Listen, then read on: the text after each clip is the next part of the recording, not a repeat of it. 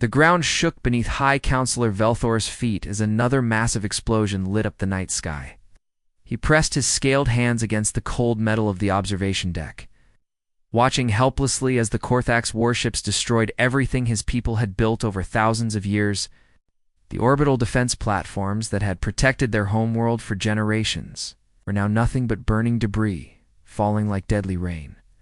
"My lord, we've lost contact with the outer colonies," reported Commander Zixtel, his voice barely steady. "The Korthax have taken everything. They're demanding our complete surrender within 2 planetary rotations." Velthar's twin hearts hammered in his chest. The Korthax Empire had swept across the galaxy like a plague, conquering every world in their path. Their technology was superior, their numbers overwhelming, and their cruelty legendary. Entire species had been enslaved or wiped out completely. The Zilani Confederation, once proud and peaceful, was just another meal for the hungry war machine. "Sir Scholar Nimra requests your presence in the archive chamber," came another voice from the communication panel. "She says it's urgent." Velthor hurried through the corridors of the government complex, passing frightened civilians and exhausted soldiers. The building shuddered with each distant explosion. Children cried in their parents' arms while elders whispered prayers to ancient gods who seemed to have abandoned them. In the deepest level of the building, Scholar Nimra stood before a device that most Zilani had forgotten existed. The beacon of the ancients was a crystalline structure the size of a small building, covered in strange symbols that glowed with inner light. Legend said it was older than their civilization left behind by mysterious beings who had once protected the galaxy from great evils. "The old stories, my lord," Nimra said, her 3-fingered hands trembling as she worked at the ancient controls. "They speak of protectors who came when hope was lost. Beings of incredible power who defended the weak against those who would destroy them. This beacon was supposed to call them in our darkest hour?" "Those are just stories," Velthor replied. Though his voice lacked conviction, children's tales to help them sleep. "Perhaps," Nimra admitted. "But what choice do we have? In 6 hours, the Korthax will begin their final assault. Our fleet is gone, our weapons are useless against their ships, and our people are dying. If there's even the smallest chance that the legends are true, we must try." The scholar's hands moved across panels that hadn't been touched in millennia. Ancient circuits sparked to life, filling the chamber with a low humming sound that seemed to resonate in their bones. The beacon's crystalline surface began to glow brighter, pulsing, with energy that made the air itself feel alive. "It's working," Nimra breathed. "The beacon is activating. I can feel the signal building, reaching out across the stars." But neither of them noticed the damaged relay panel, its circuits fried from the recent bombardment. The navigation system that should have guided their desperate plea to the mythical paradise world of legend was sending it somewhere else entirely. The signal raced through hyperspace, bypassing the peaceful sectors of the galaxy and heading toward a region marked with warnings that made even the Korthax nervous. It was heading toward a small blue-green world orbiting a yellow star, a world whose inhabitants had been classified as too dangerous for any civilized species to contact. The signal was about to reach Earth, home to the most feared predators in the galaxy. The humans were coming, and nothing would ever be the same, Admiral. Park Dong-jin sipped his coffee as he watched the routine fleet exercises through the massive viewports of the UES Defiant. The human warships moved in perfect formation around Neptune's pale blue surface, their crews running through combat drills that had become second nature after decades of defending Earth from asteroid impacts, solar flares, and the occasional rogue comet that tried to end civilization. "Sir, we're receiving an unknown transmission," called out Lieutenant Song from the communications station. Her voice carried that particular tone that meant something interesting was happening. It's definitely not from Earth or any of our colonies." Park set down his coffee and walked over to the comm station. The signal was weak, distorted, and clearly coming from far outside human space. As the translation software worked to decode it, fragments of desperate words began to emerge. Help, invasion, dying, the universal language of species in trouble. "Analysis?" Park asked, his weathered face showing the calm that came from 30 years of military service. The signal originated from approximately 47 light-years away, reported Navigation Officer Choi, the transmission pattern suggests. The senders are using quantum communication technology, but their equipment appears damaged. The message is repeating on multiple frequencies, which indicates extreme urgency. Commander Kim stepped forward, her hand already moving toward the Read Alert button. Sir, this could be our first contact with an alien civilization. Protocol 7 requires immediate notification of Earth's command and a full diplomatic team. Park studied the star charts displayed on the main screen. The signal was coming from a region of space that human long-range sensors had barely mapped. No human ship had ever traveled that far from Earth. If there were aliens out there, and they were in trouble, this could be humanity's chance to make a good first impression on the galactic community. Negative on the full protocol, Park decided, we don't have time for Earth Command to send a diplomatic team. Someone's asking for help, we help them. That's what we do. He turned to face the bridge crew. Captain Lee, prep the third battle group. We're going to investigate. Captain Lee Jin-ho nodded from his station. Sir, shall I ready the diplomatic contact packages? Cultural exchange materials? Universal translators? Gift exchanges? Standard humanitarian response, Park replied. Like medical supplies, engineering, equipment, defensive capabilities. If they're under attack, they'll need practical help, not pretty speeches.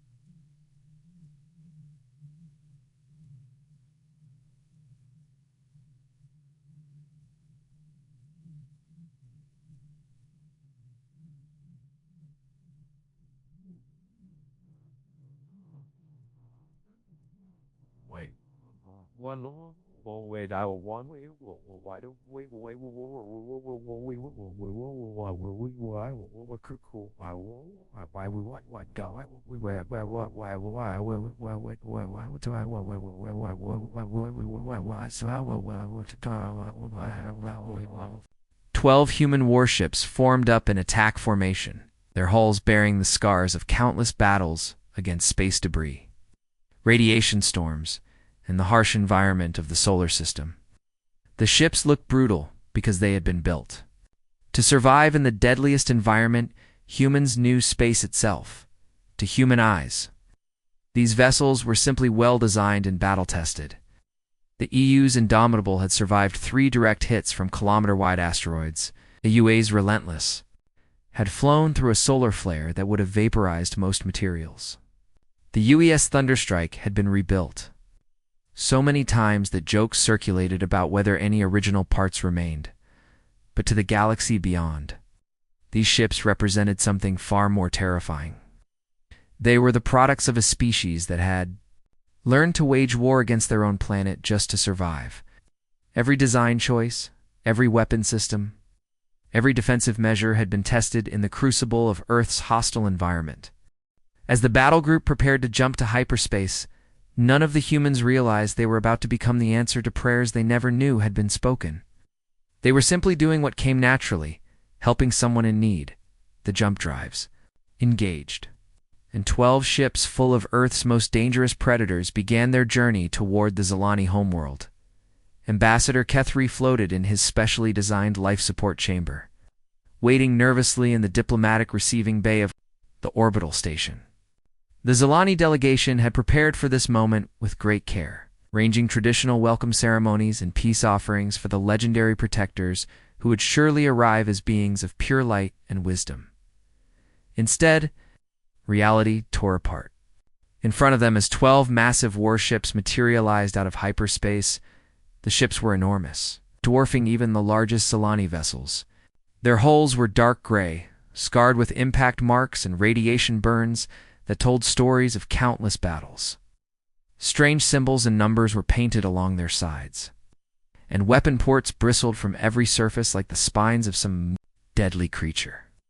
By the ancient stars, whispered Scholar Nimra, her three-fingered hands shaking as she adjusted the scanner readings. Those vessels are radiating energy signatures I've never seen before. The radiation levels around them should be lethal to organic life. The largest ship moved closer, and Kethri felt his breathing apparatus struggle to keep up with his racing heartbeat. Through the transparent aluminum viewport, he could see movement inside the alien vessel. Figures in bulky environmental suits were walking casually through sections of the ship that the scanners showed were flooded with radiation that would cook most known species alive in minutes. They're moving through areas with radiation levels that would kill us instantly, stammered Communications Officer Velpan. How are they still alive? Transmission crackled through the universal translator, the voice carrying a strange accent that somehow managed to sound both friendly and terrifying. Unknown station, this is Captain Lee of the Terran Republic Navy. We received your distress call and are responding to provide assistance. Kethri tried to steady his voice as he activated the communication array. Welcome, noble protectors. We are the Zilani Confederation, and we desperately need your help against the Korthax Empire. They have conquered most of our worlds and threatened to destroy our entire species. There was a brief pause before the human captain responded. Understood. We're prepared to provide full military support. Our battle group is equipped with standard kinetic bombardment capabilities, atmospheric pacification protocols, and planetary defense systems. We can have your enemy fleet neutralized within 6 hours. The casual way he mentioned planetary bombardment sent ice through Kethri's veins. These weren't the gentle, wise protectors of legend. These beings spoke of destroying entire atmospheres, like it was routine maintenance work. Our medical teams are also standing by, the captain continued in that same friendly tone. We understand that different species have varying tolerance levels for combat environments, so we've prepared isolation chambers that can maintain life support in vacuum, extreme radiation, and temperatures ranging from absolute 0 to several 1,000 degrees. Scholar Nimra's scanner began beeping frantically. Ambassador, I'm detecting energy signatures from their weapons that exceed anything in our databases. Their smallest weapons appear to be more powerful than our planetary defense cannons. What? What are you? Kethri whispered, his voice barely audible. Human, came the reply. And somehow, the translator managed to convey a sense of warmth and friendliness that made the words even more terrifying. We're from a planet called Earth, about 47 light years from here. Don't worry about the technical specifications. We're the good guys. We specialize in helping people with their hostile neighbor problems. We're through the viewport, Kethri. Could see one of the humans remove their helmet inside what the scanners insisted was a lethal radiation zone. The being's face was revealed, showing forward-facing eyes like a predator. White teeth that came to sharp points, and skin that seemed completely unaffected by the deadly environment around them. The human waved cheerfully at the Zilani delegation. So tell us about these Korthax. Are they the ones giving you trouble? We've dealt with bullies before. It's kind of our specialty. Ithray realized with growing horror that they hadn't summoned saviors. They had summoned something far more dangerous than the Korthax could ever be. General Vexstar stood on the command deck of his massive dreadnought, the Bone Crusher, watching as his fleet of 200 warships emerged from hyperspace around the Zilani homeworld. His forearms were crossed in satisfaction as he surveyed the pathetic defensive positions the aliens had managed to scrape together. Look at them, he hissed to his second-in-command, his razor-sharp mandibles clicking together in what passed for Korthax laughter. A few orbital platforms and some mining vessels trying to play at being warships. The Zilani are even more pathetic than I expected, but something was wrong. His sensors were picking up 12 unknown vessels arranged in a defensive formation between his fleet and the planet. They were smaller than his dreadnoughts, but built with strange, angular designs that his computer systems couldn't identify. Sir, the unknown vessels are not responding to our identification requests, reported his tactical officer. They appear to be protecting the Zilani homeworld. Vexter's red eyes narrowed. In 300 years of conquest, no species had ever dared to interfere with Korthax expansion. These newcomers would learn the same lesson as all the others. That resistance was futile. "Open a channel," he commanded, his voice carrying the authority of countless victories. "Unknown vessels, you are interfering with official Korthax Empire business. Withdraw immediately or be destroyed. You have 60 seconds to comply." The response came back in a language his translators had never encountered. But the tone was unmistakably calm and professional. "Korthax Fleet, this is Captain Lee of the Terran Republic Navy. You are ordered to cease hostilities against the Zani Confederation and withdraw from this system immediately." Vextar's mandibles clicked in genuine amusement. "Terran Republic? Never heard of it? You must be some primitive species that hasn't learned to fear the Korthax name yet. Allow me to educate you." He gestured to his weapons officer. "Fire a warning shot. Destroy the largest of their vessels. Let the others watch and learn." The Bone Crusher's main cannon charged up, its plasma core building to levels that could vaporize a small moon. The weapon fired, sending a bolt of superheated energy racing toward the human flagship. What happened next defied everything. Vextar understood about warfare. The human ship didn't try to dodge. Instead, it simply ... absorbed the shot. The energy beam that should have turned the vessel into vapor struck some kind of barrier around the ship and simply vanished. Like a raindrop hitting the ocean. "What?" Vextar stared at his tactical display. In disbelief, "That's impossible. Our weapons can crack planets." The human response was swift and terrifying. 12 beams of coherent light lanced out from the human ships, each one moving with impossible precision. The beams struck Vextar's front line of dreadnoughts, and the massive warships simply ceased to exist. Evasive maneuvers? Vextar screamed, but it was too late. The human weapons weren't just powerful, they were accurate beyond anything he'd ever seen.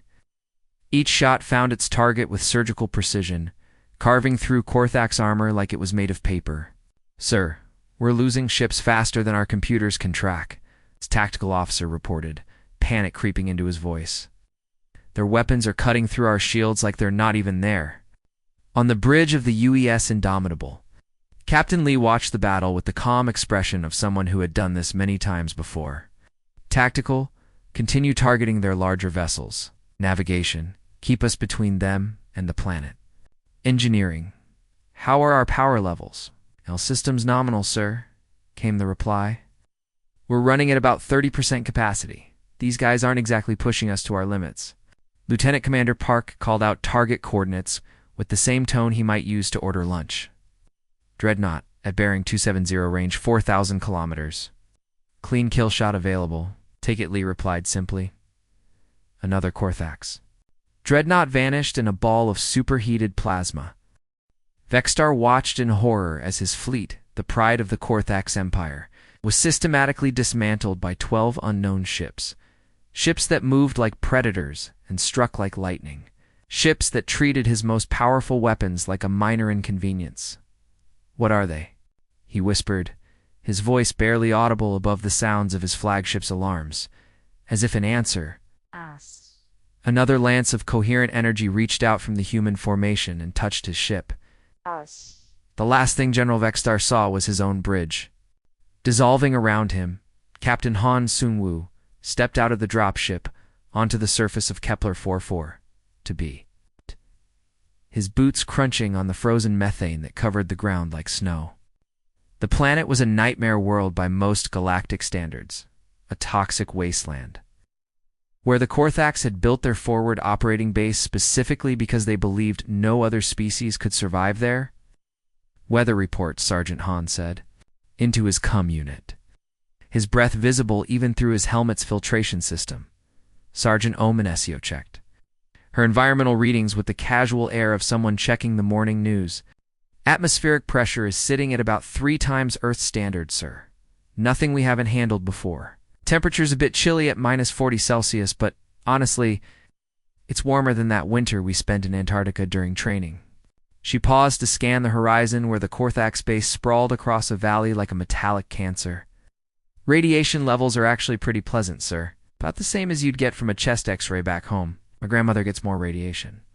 From her medical treatments, Han nodded and activated his tactical display, showing the positions of his 40-person Marine unit. Each soldier was equipped with standard-issue environmental gear designed for Earth's harshest conditions. Gear that made them virtually immune to the planet's deadly atmosphere. "Remember, people," Han announced over the squad channel, the Korthax had been using this place as a prison camp for captured Zilani civilians.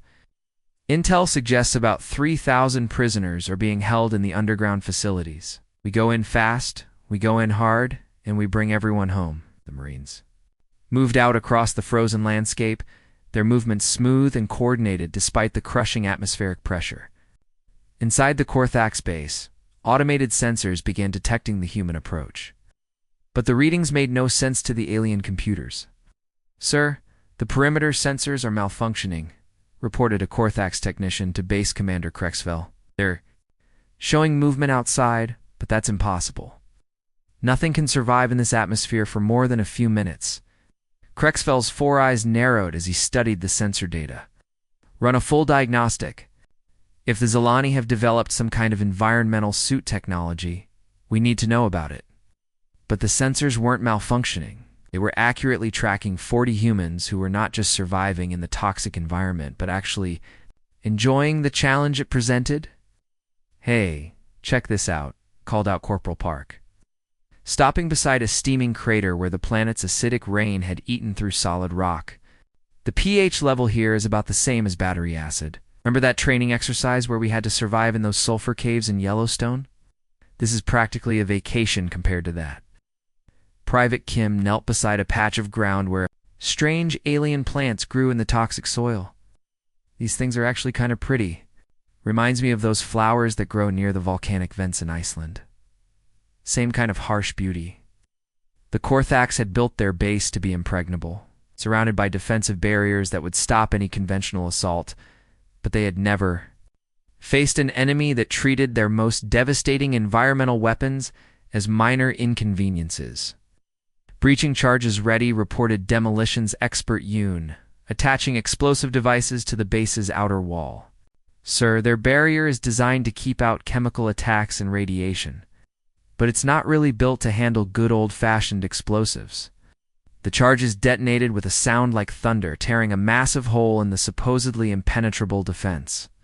Alarms began wailing throughout the Korthax base as the Marines poured through the gap.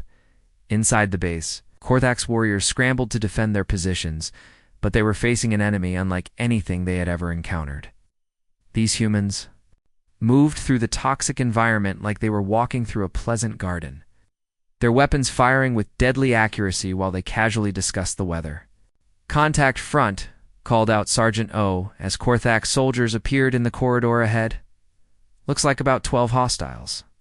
Standard formation, people.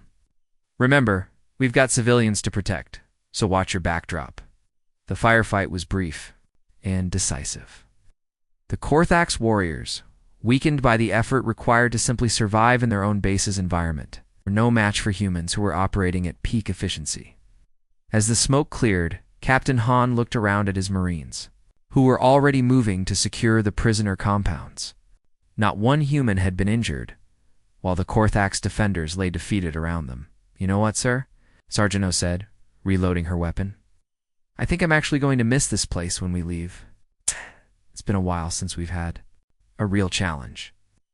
Emperor Zactyl stood in the war room of the Korthax Imperial Palace, his massive form trembling with rage as reports poured in from across the galaxy.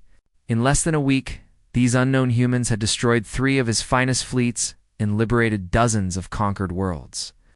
No species had ever dared to challenge the Korthax Empire so directly. "Bring me the Doomsday Arsenal," he commanded, his voice echoing through the chamber like distant thunder. "If these humans want war, they shall have it. Deploy the planet crackers, the stellar bombs, and the final plague. I want every weapon we have pointed at their homeworld." His generals exchanged worried glances. The weapons the Emperor was ordering had never been used together before. They were tools of absolute destruction, designed to end entire civilizations in moments. "Sir," ventured General Kexmar, "perhaps we should attempt diplomacy first. These humans might be reasonable if we offer them terms." "Diplomacy." Zacthal's laugh was like breaking glass. It destroyed the Bone Crusher fleet without even demanding surrender. They are clearly a species that understands only violence. Very well, they shall have more violence than they ever imagined possible. 3 days later, the largest Korthox war fleet ever assembled dropped out of hyperspace near the human battle group. At its center was the World Ender, a massive vessel, carrying weapons that could literally crack planets in half. Behind it came ships loaded with bioweapons that had ended dozens of species, and stellar manipulation devices that could turn stars into weapons. Admiral Park stood on the bridge of the Defiant, watching calmly as the enemy fleet took position. His tactical officers were calling out readings that should have terrified any sane being, energy signatures that dwarfed anything previously recorded, weapon systems that could sterilize entire solar systems. "Sir, they're charging what appears to be a planet cracker weapon," reported Lieutenant Commander Song. "Energy readings are off the charts. If that thing fires, it could split a moon in half." "Interesting," Park mused, sipping his coffee. "I always wondered how those work. Are we recording this?" "Of course, sir. Full spectrum analysis." The Korthax weapon fired, sending a beam of exotic matter racing toward the human flagship. The beam struck the ship's defensive barriers and ... simply stopped. The energy that should have shattered worlds was absorbed by human shields like water soaking into a sponge. "Fascinating," Park said, studying the readings. "Engineering, can we adapt those focusing crystals for our own systems?" Chief Engineer Yoon's voice came through the com with barely contained excitement. "Already working on it, sir. Give us 6 hours, and we'll have improved versions. Their power coupling is crude, but the basic principle is sound. We can probably boost the efficiency by about 40%. The Korthax response was immediate and desperate. Bioweapon pods launched from their ships, releasing clouds of engineered viruses that had wiped out entire species. The deadly organisms spread through space, seeking organic matter to destroy on the human ships. Medical alarms began sounding as the bioweapons made contact with their hulls. Dr. Lim in the medical bay watched her, scanners with professional interest as the alien.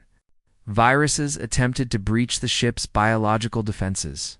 "Captain Lee," she called over the comm, "we're being exposed to some kind of biological warfare agent. The computer is identifying it as a synthetic plague designed to attack cellular structures." "Casualties?"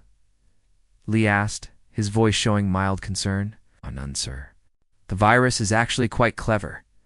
It's designed to rewrite DNA and shut down immune systems. Fortunately for them, it's based on galactic biology standards. Human immune systems are just, well, they're not cooperating with the viruses. Programming." She paused to check her readings again. "Actually, sir, I think Ensign Park might be developing immunity to it already. His white blood cell count is up, but that's normal for him. He had a cold last week, so his system is still running hot. Treatment needed? I'm recommending standard vitamin supplements and plenty of rest. Maybe some chicken soup if the galley has any. This is about as dangerous as a common cold, sir." Admiral Park listened to the medical reports with the same calm expression he'd worn throughout the battle. The Korthax had just unleashed their most feared biological weapon, and his crew was treating it like a minor inconvenience. "Tactical. Prepare to return fire," he ordered. "Let's show them what Earth-standard weaponry can do." The human ships opened fire. The Korthax learned that sometimes the most dangerous predator is the one that doesn't even realize it's being threatened. The space around, the Zalani homeworld suddenly filled with the massive shapes of human warships as the full Third Fleet dropped out of hyperspace. Admiral Cho Youngman stood on the bridge of his flagship, the EU's Unstoppable, watching as 67 human dreadnoughts formed a battle line that stretched across the entire star system. "Sir, we're detecting massive Korthax reinforcements incoming," reported his tactical officer. "Looks like they're bringing everything they have. Over 400 ships, including their Imperial Palace Guard fleet." Admiral Cho nodded calmly, adjusting his coffee cup in its holder. "Good. That means we can finish this in one engagement instead of chasing them around the galaxy for months." He opened a channel to all ships. "This is Admiral Cho, to all vessels. Standard formation, weapons free. Remember, we have civilians to protect, so let's keep the collateral damage to a minimum." The Korthax reinforcement fleet emerged from hyperspace. In a formation that had conquered 1,000 worlds, at its center was the Divine Wrath, personal flagship of Supreme Admiral Vector, brother to the late General Vextar. The massive ship was 3 kilometers long and bristled with weapons that could sterilize entire planets. Unknown human vessels, Vector S's voice boomed across all communication channels. You have interfered with the Korthax Empire for the last time. We'll surrender immediately or face the full might of our Imperial Armada. Admiral Cho activated the fleet-wide communication array, his voice carrying the calm authority of someone who had spent his entire career defending Earth. From threats that ranged from asteroid swarms to solar flares, Korthax Fleet. This is Admiral Cho of the Terran Republic Navy. You have exactly 60 seconds to cease hostilities and withdraw from Zalani space. This is your only warning. The response from the Korthax fleet was immediate and overwhelming. Every ship opened fire at once, unleashing a barrage of energy weapons, kinetic projectiles, and exotic matter beams that lit up the darkness of space like a small sun. The combined firepower was enough to turn multiple planets into molten slag. Human fleet simply absorbed the attack. Damage report, Cho requested calmly. Shields at 98% across the fleet, came the reply. The Relentless took a direct hit from what appears to be a stellar compression weapon. Reports it as a pretty light show. Engineering says they're actually impressed by the Korthax energy conversion efficiency. Admiral Cho sighed and shook his head. Well, we tried diplomacy. All ships engage at will. Standard rules of engagement: disable where possible, destroy where necessary. The human response was swift and methodical.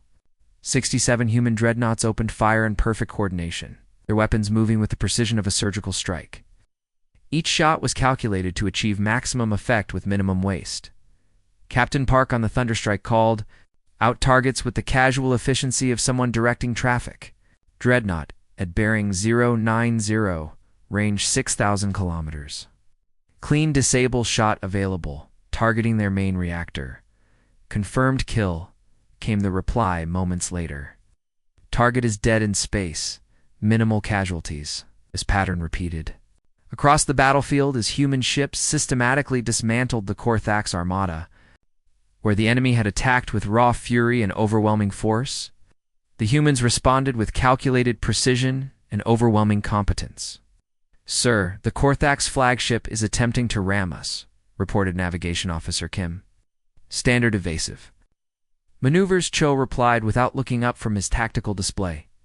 Tactical: when they pass by, take out their engines. Non-lethal if possible. The massive Divine Wrath swept toward the human flagship like an avalanche of metal and fury. At the last moment, the Unstoppable simply stepped aside with fluid grace. Its weapons reaching out to surgically remove the Korthax ship's propulsion systems. Supreme Admiral Vector found himself floating dead in space. His ship crippled, and his fleet scattered or destroyed around him. In less than an hour, the most powerful military force in Korthax history had been reduced to debris and disabled hulks. Korthax vessels. This is Admiral Cho. The human commander's voice filled the silence. You are defeated. Surrender now, and your surviving crews will be treated according to galactic warfare conventions.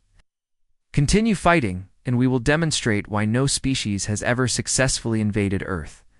The remaining Korthax ships powered down their weapons and activated their distress beacons.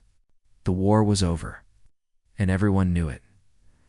High Counselor Veltor stood in the makeshift command center aboard the human flagship, watching in fascination as Captain Song Myung worked at the tactical display.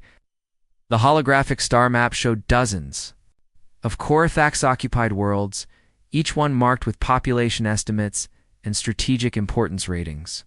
The prison world of Kethver has approximately 50,000 Zalani civilians, Song said, her voice carrying the same calm professionalism she had used when coordinating the destruction of enemy fleets.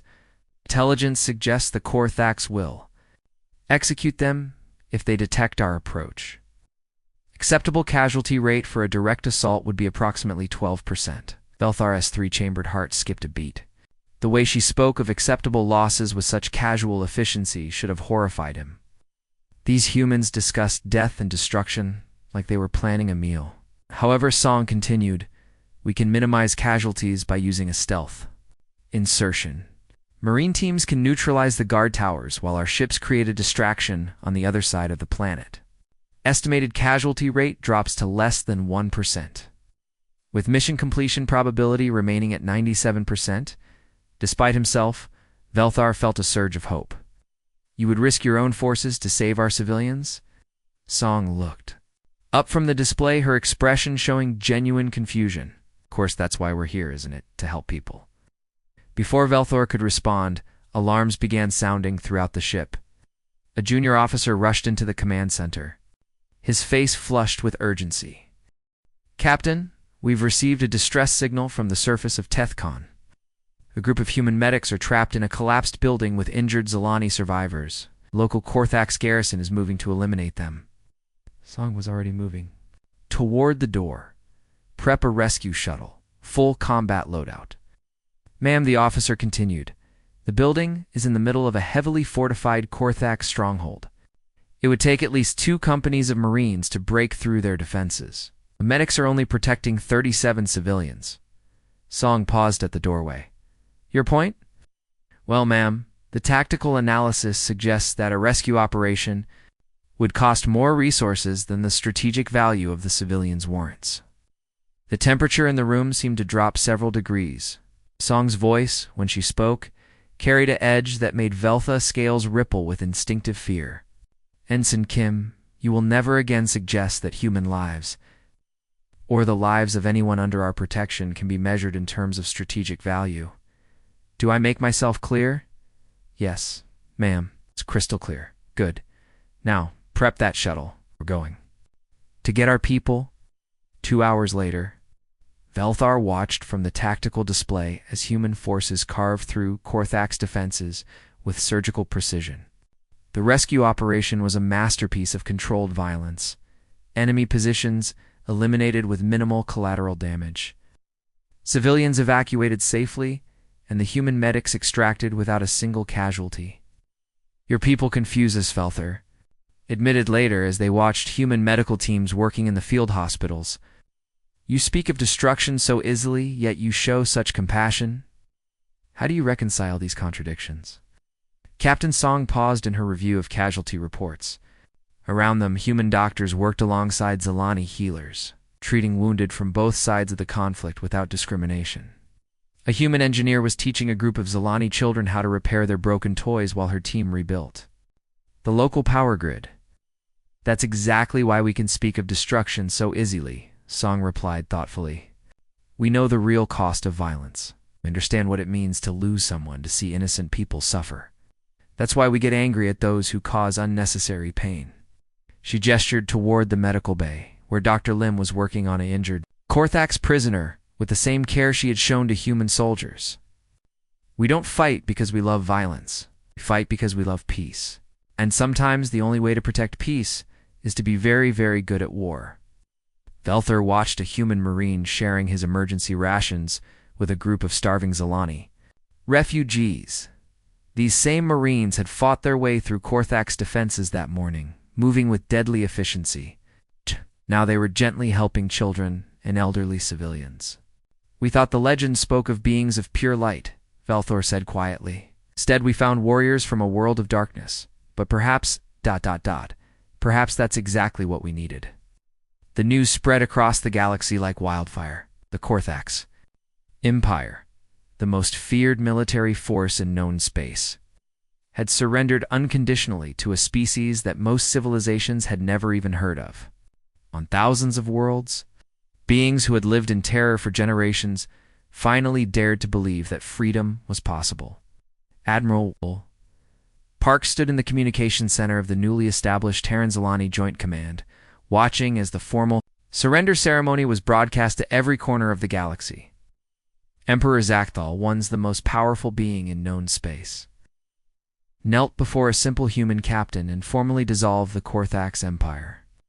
The remaining Korthax fleets are fleeing toward the Outer Rim, reported Intelligence Officer Yun. Our long-range sensors show them abandoning their core worlds and heading for the unexplored sectors. They're taking nothing but essential supplies. Park nodded. watching the tactical display as red markers representing enemy forces scattered, like leaves in a hurricane. Let them go. They'll spread the word about what happens to those who prey on the innocent. That message will travel faster than any fleet we could send. In the months that followed, the transformation was remarkable. Human engineering teams worked alongside Zilani scientists to rebuild the devastated worlds. The humans had shown the UNZs had shown the same efficiency in reconstruction that they had displayed in warfare, turning bomb craters into gardens and ruined cities into thriving communities. Dr. Lim walked through the medical facility on New Kepler, where human doctors trained Zilani healers in advanced trauma techniques. The interesting thing, she explained to her Zilani colleague, is that our medical knowledge comes from treating injuries that would be fatal to most species. When you live on a world that's constantly trying to kill you, you get very good at keeping people alive. Zilani doctor, healer Kathera, watched in amazement as human medics casually discussed procedures for treating radiation poisoning, decompression injuries, and exposure to toxic atmospheres. Your people treat these conditions routinely? Oh, that's basic emergency medicine, Dr. Lim replied cheerfully. Wait until you see our trauma surgery protocols. We've had to develop techniques for treating injuries that most species would consider automatically fatal. Meanwhile, in the rebuilt capital city of the Zilani homeworld, the ancient beacon stood in a place of honor at the center of the memorial plaza. The crystalline structure had been completely restored by human engineers, its damaged circuits replaced with technology that made it more powerful than ever before. High Counselor Velthor stood beside the beacon with Captain Song, watching as children from both species played together in the surrounding gardens. Human children, with their natural adaptability, had quickly learned to play games that accommodated their Zilani friends' different physiology. While Zilani youngsters marveled at the humans' casual strength and endurance, they adapt so quickly, Velthar observed, watching a human girl carefully adjust her throwing strength so that a Zilani boy could catch the ball. Your species has a gift for finding common ground. Song smiled, watching her nephew teach a group of Zilani children how to play an Earth game called soccer. We've had lots of practice. Earth isn't exactly a friendly place, so we learned early that cooperation is the key to survival. The beacon began to pulse with gentle light, its signal now broadcasting across the galaxy. But the message it carried was different from the desperate plea that had first summoned the humans. Now it served as both a promise and a warning. The beacon's signal now reaches every civilized world, explained Engineer Park, monitoring the transmission arrays. Any species that needs help can call on us. But it also serves as a warning to potential aggressors that Earth is watching. Park stood on the observation deck of the command center, looking out over the bustling spaceport, where human and Zilani ships worked side by side. The galaxy had learned that the best protectors were not beings of pure light and wisdom, but warriors who understood violence so well, they knew when mercy was the greater strength. The beacon hummed softly in the background, its signal clear, ensuring a promise that Earth's fleet would answer any call for help, and a warning that humanity was watching over the innocent.